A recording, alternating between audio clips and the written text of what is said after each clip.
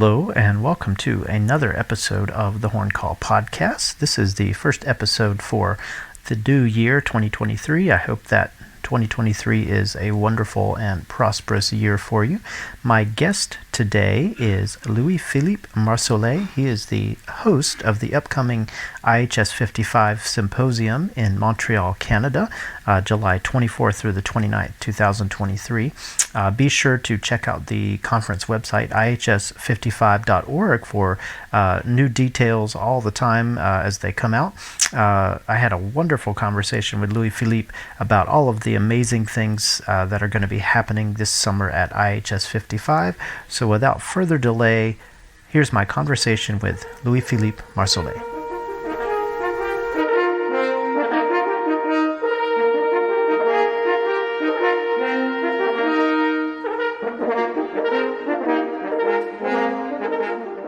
So thank you so much for speaking with me today, Louis-Philippe. And we are here to talk about all things IHS 55. But before we get into that, could you maybe take a minute or so and introduce yourself to our listeners and tell us about who you are and how you came to be the host of IHS 55? Well, first of all, let me thank you for the invitation. It's really great to have this space to talk about our great project of having the IHS here in Montreal next summer. I've been playing the horn for too many years now. Not too many, but what is it, 35 years already? And most of my life has been playing here in Montreal and all around Canada, touring with different ensembles, different orchestras. I'm principal horn of the Orchestre Métropolitain, which is Yannick Nézet-Séguin's orchestra in Montreal. He's the conductor of the Met Orchestra and the Philadelphia also. So great conductor, and we're having lots of fun with him. I've been playing in a wind quintet, Pétèdre, for almost 20 years now. Oh, wow.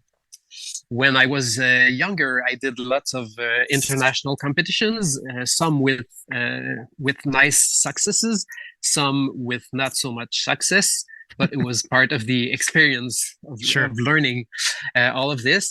And so I started also teaching at the Université de Montréal about 10 years ago, and built up a nice class. And now, I've been I started going to international symposia. My first one was in La Chaux-de-Fonds in 2007, if I remember correctly. And then I joined the advisory council in 2015. And ever since then, I've been wanting to bring the symposium in Montreal. I always thought it's such a great city in the summer. So to show it to all the horn world would be a great adventure. Now, correct me if I'm wrong, but this will only be the second one that's ever been in Canada, right? The first one in Canada was in Banff, or have there been more than one? No, there was one closer to Montreal in Orford, which is about an hour and a half away from Montreal. I think it was in 76 or 78. Okay. And around that time. Banff was in the late 90s. So it's been a long time since it's been back to Canada. So. Yeah. So it's about time it comes back here. That's excellent. Yeah. And the website, for those that don't know it, is ihs55.org. And you've already got quite a bit of things, populated on the website. Do you want to talk a little bit about, what you can reveal to people about the symposium? Yes. We've already booked our featured artists probably a year and a half ago. Mm-hmm. So we've had our roster already there. People are starting to know who they are. So at the moment, we've announced already the American Horn Quartet, Katerina Yavorkova, Victor Prado, Andrew Bain, Ursula Paludan-Monberg, Jeffrey Scott, Yun Zhang, Stefan Dahr. So it's already a nice group of people, and there's going to be at least 8 more to come until the end of February. So if you keep watching for it, you'll see who they are. But they're all great horn players. They all have great stories, backgrounds to tell about, and they will be featured in ways you can expect, and some of them will also be counter. How can I say? Will you be used in ways that you wouldn't think of? So that was part of the fun of making it happen. Is what's your fantasy? What do you want to what do you want to show the world that the world doesn't know about? And so that's where we were going with all this. Oh, that sounds fantastic. So I'm guessing you can't exactly say because it's meant to be a bit of a a surprise and interesting for those that are actually there. So that's really cool. I guess one thing I would like to ask if you can share a little bit about it. In what way? And it's interesting to see going to these different symposiums in different places how the host uses the particular strengths and unique features of the city and of the area where the symposium is to enhance someone's experience. So to the extent that you can, talk a little bit about Montreal and the setting for IHS 55 and the ways that you're going to make it special and not no one symposium is like any of the others, and that's one reason to keep going. Just because you've been to one doesn't mean you've seen it all. There's always something new and unique about each one. Well, to start with, Montreal is a great city to live in, but particularly during the summer, there are so many festivals that it becomes like just a party city. The university is on the top of the mountain, so it's a bit, can you say, ex-centered from downtown. So it will give us some peace and some like a nice quiet setting to have our everyday activities. But it was also important for us to show everybody the city. So a few times during the week, we're going to have different activities, some downtown, some in the old port, some on top of the mountain where there's the big chalet. And so it was the one thing that was important for us, because many people come to hear all these great horn players and participate in all these activities horn related. But people also want to discover new places and to see the heart of the city. So it was important to us to show this, and it will happen. So we're very happy that everything we could plan worked out in the end. Oh, that's exciting. Yeah, I'm really looking forward to it. So, Montreal is a major city. There's an international airport there, but is there anything, any particular travel information that people coming from overseas should be aware of when making their plans, getting to and from Montreal? Well, it's very easy. Montreal, as you said, has an international airport. It has direct connections to 150 different cities all around the world. So it's very, very, very easy to get here. And once you get to the airport, it's either like you can take the public transportation to downtown, to the university. Everything is well organized that way. It takes maybe 12 to 15 minutes of taxi ride to get to the university or to get downtown. So it's very convenient for travels. At university, we have, I think, is 125 dorm rooms that are booked just for the symposium, and we have, I think, 250 hotel rooms booked downtown and closer to university. And also now with Airbnb, it's really easy to book apartments for people who come in groups, or even people alone who want to be on their own. So Hmm. there's lots of possibilities. Sure. And one thing always to remind international travelers is get your passports updated. If a visa situation is required, make sure that you have everything, ready for that because you don't want there to be any surprises. Yeah, so it used to be allowed to travel from the States to Canada without a passport, but over the past years, rules have Hmm. changed. So now make sure you get your passport. Um, all travelers coming from Europe won't need a visa, Oh, nor good. for the from the United States, but some more delicate countries like Russia, China, Brazil, people have to get visas. Hmm. If it's any help, we can provide invitation letters for people to attend, and then it's Hmm. easier to get the visas. So you can just go on ihs55.org and just send us a message through there. I get the message, I send you the letter, and then Hmm. you're good to go. And also concerning visas, people have to know that there has been some difficulties over the past years since COVID, in fact, and it can take up to 6 months to get a visa. So get your things together quickly. Yes, plan ahead because there's not really a way to make it happen any faster. They go at their own pace. Yes, exactly. Um, Now you mentioned, you started booking the guest artists about a year and a half ago, and I imagine, and I got to see at IHS 54, some of your team was already there in Texas, interacting and learning. So talk a little bit about the people behind the scenes that are helping you. How did you put together your team of? I'm sure they're just fantastic workers and people and all of that. So talk a little bit about those folks who are helping. Yeah.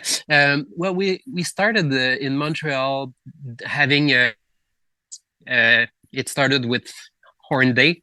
Hmm. Uh, the more the each year we added activities and added the guest artists, and more people came. So in the last edition we had was in 2020, right before the pandemic, and it was over 3 days with Radovan Vlatkovic, and so we had a team of 4 or 5 horn players year after year looking after this event and making it better and trying to find ways.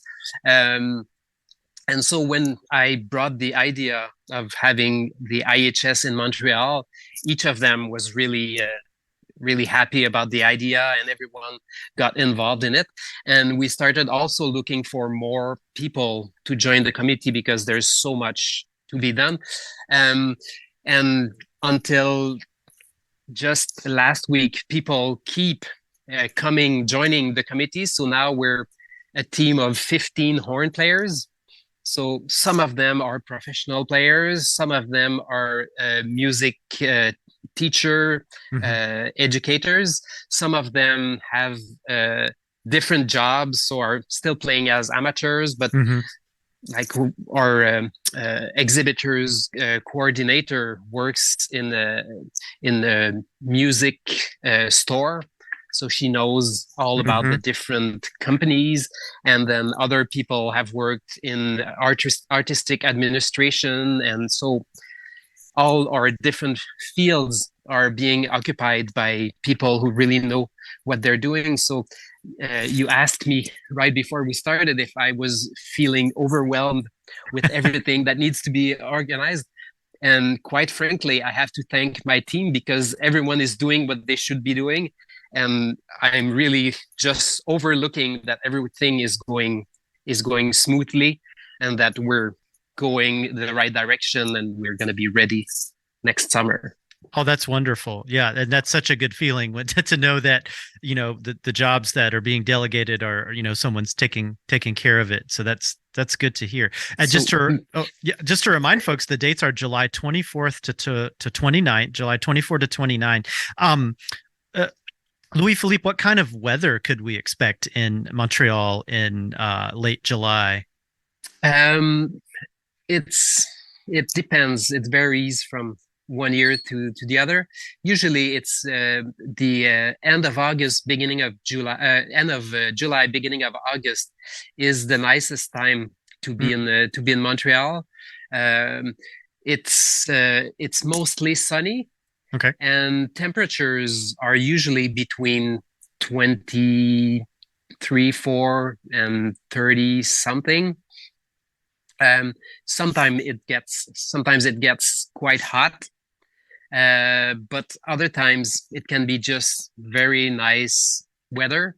Uh, there's also chances of rain. Who knows? So we're trying to always have plan Bs for our outdoors activities. But usually it's a very nice time to be in Montreal.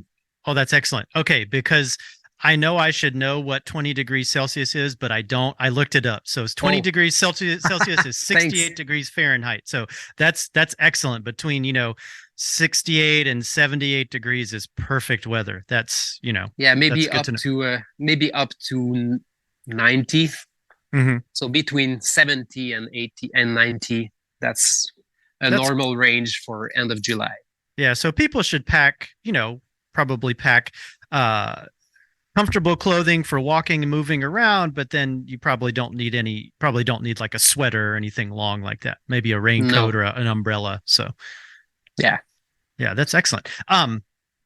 I had a question about the venue. Tell us a little bit more about the university where, you mentioned there will be some things taking place in the city and other venues, but the majority of the events are going to be happening at the university, correct? Yes. So at Université de Montréal, the music faculty is an ancient or used to be a nuns convent. Oh, okay. So it's probably 100 years old. Um, but there are lots of practice rooms, lots of practice space. Um, it has been the music faculty for uh, just over 40 years now. Okay. And they built one of the nicest concert hall just next to it, so which will be our main concert hall. It Lovely. seats 950 people, so it's just perfect. Hmm. So starting at 951 registrations, we're gonna stop Okay. taking people. So make sure you register early to get your spot. Yeah, No, yeah, and same goes for the dorms. The dorms go fast because they're such a good deal. yes, exactly. And they will be quite cheap also, the dorms. But it's a very, very nice wooden concert hall. It's been renovated 5 years ago. So it's got really nice seats. It's equipped with all these fancy cameras now. So you can actually you can do some experiment with new music, camera placing, and Ooh, all okay. this. So Excellent. I haven't got into what we're gonna do with this, but I'm sure ideas will pop up at some point. Oh, that's Um, excellent. we also have a nice 200 people recital hall, Hmm. also a conference room with 150. So we can move around. And we're also going to be in a different building, which is like a pre-college music institution, which Okay. is just 5 minutes walk from here. So that's where the cafeteria will be. That's where the exhibitors will be. And there's also two more recital halls over there. So our activities will be spread around 5 different venues. Hmm. And then people will be free to go back and forth where they want. And yeah. That's excellent. And so you mentioned, getting around the city is pretty easy with public transportation and taxis and that sort of thing. Yes. During the summer, driving a car in Montreal can be excruciating because Okay. there's so many road work. Okay. So if people want to drive here, I mean, everything is going to to work. There's lots of parking spaces at the university.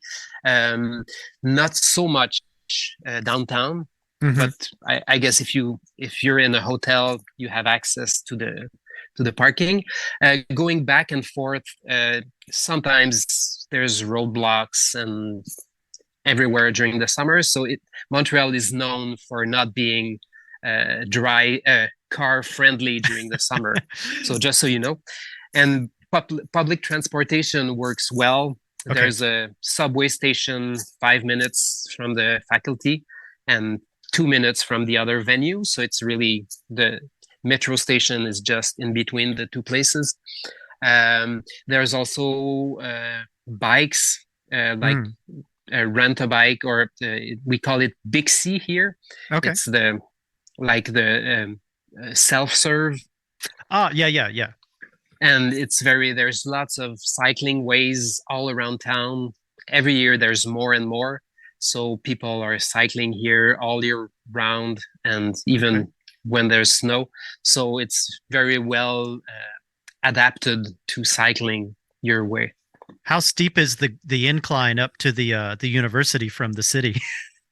Oh, that's a good question. It's a tricky question. It's quite a lot actually because we're up the mountain. The last bit, so going from the metro station to the music faculty is quite is quite steep. There's lots of training cyclists Oh, okay. Yeah. who come over here, come up to the music faculty and go down. It's their part of their routine. Um, but uh, no, so if you're coming on the subway, it's just this little last hill. Hmm. We're talking about having refreshments halfway up the hill so people don't die if it's too Oh, that's a good warm, idea. too Yeah, hot. that's a good idea. Yeah, for sure. Especially carrying horns and music and that sort of thing. No, that's a fantastic idea. Yeah. Yeah.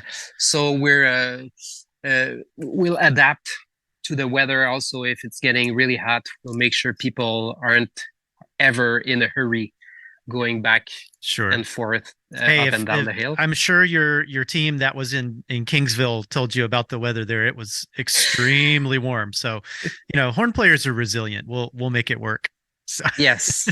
so Yes. you mentioned, of course, Montreal is an international city with, lots of cultural attractions and things. So for someone who's there for IHS 55, but that wants to get as much of a taste and feel for the city as possible, what would be some recommendations? Like, what are some things you have to see when you're in Montreal if you're there for IHS 55?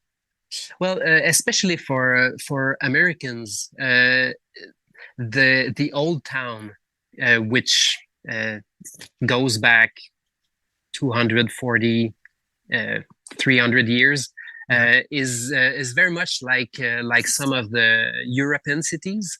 Oh, So it's been known for being very European in the way it's built, the old buildings, and it's very close to the river too. So all the okay. old port is very well uh, designed and very well kept. So I think it's a must for everyone.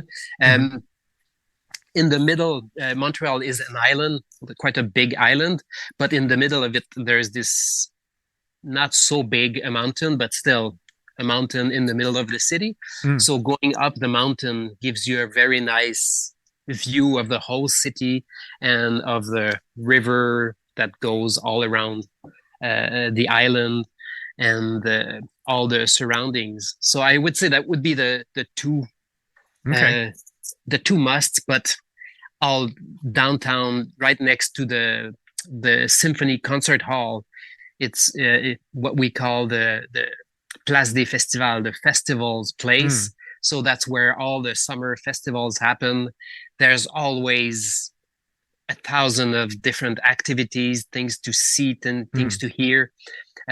Even during our IHS, I think it's going to be the Just for Laugh festival at the same Okay. time. There's also a heavy metal uh, music festival just outside of Montreal happening at Okay. the same time. So it's going to be very alive. the older I get, the more I am into the finer things in life, and food is no exception. So, tell us, we don't have time to talk about all of the food options in a city as culturally and culturally diverse and as big as Montreal. But what are some must visit places for food in Montreal? Well, first of all, there's just too many great places to name any. But as you said, Montreal is very cosmopolitan, so and multicultural. So any kind of food coming from anywhere in the Mm, world, you can find at least 10 great restaurants serving that food here. And what's even more interesting is all the fusion between all these different types of cuisines that you can find in different top restaurants and even in smaller budget restaurants. So really, there's food for all kind of budgets and all tastes as mm. well. So, okay, And do you if have a favorite? What about you personally? Do you have a favorite kind of if cuisine or well, I'm very high maintenance for for restaurants, but I like the high end of the cuisine in Montreal is probably Toke.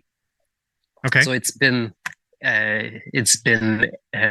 working for at least 35 years now, 30 years. Okay. And it has one great chef who's always changing the menu, and it's just really nice. It's I'd say, very French way to approach international cuisine.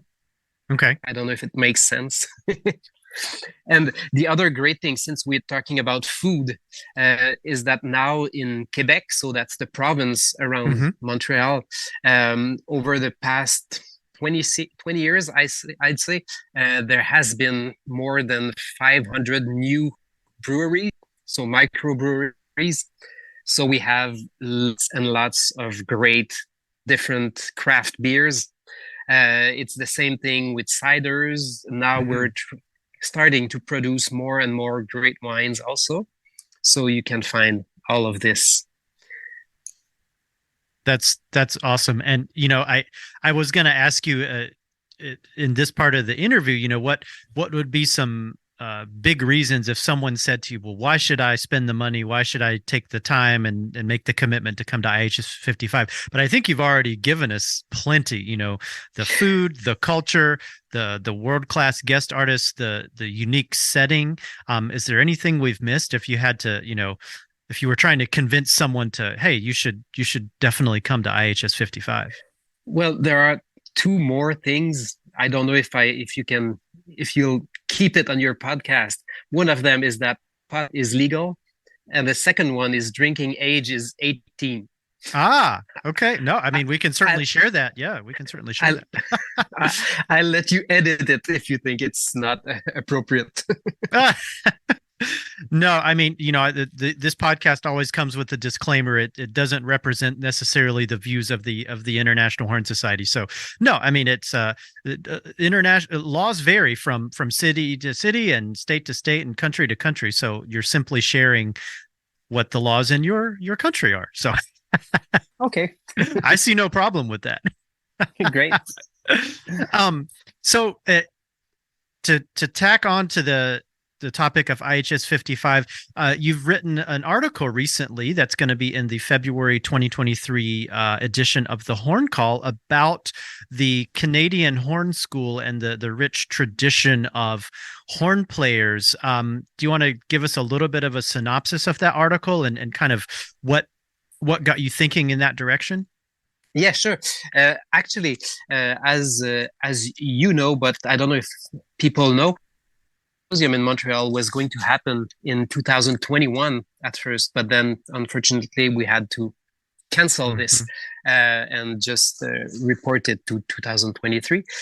But when we learned about it, I was in contact with the French Horn Association, Mm-hmm. l'Association Française du Corps, and they asked me to produce a series of articles concerning just the Canadian school of horn playing and other topics in that direction. So it got me started to look for what does it mean, the Canadian horn, the Canadian school of horn playing.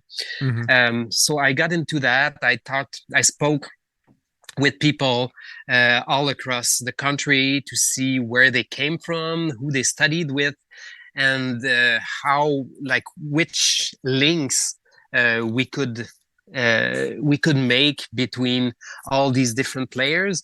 Now I'd say these past 20, 15 years, the more and more international horn players have come to play in different orchestras in Canada. So it's harder to keep a hold on on who's responsible for things moving in which direction. But it's interesting to see that most of the players until the end of the 20th centuries all came from two different schools. One of them more European, one of them more American, and so to just make links between all of this was very interesting on my part. So I hope people find this of interest also. No, it's a fascinating article, and I mean, there's a lot of names that people will be familiar with just because, you know, they're internationally known artists, but there are some, you know, kind of like the unsung heroes of Canadian horn playing who were also very important in establishing the tradition of horn playing in Canada. So I think, you know, anybody that's interested in that should pick up this article, and even if they're not able to go to IHS 55, maybe reading this article will inspire them to rethink that decision and go. So yeah, and I think it's also of interest for Canadian horn players because most of especially the younger people, don't always know what's been going on before they were even born. So this is true everywhere. It can be very interesting.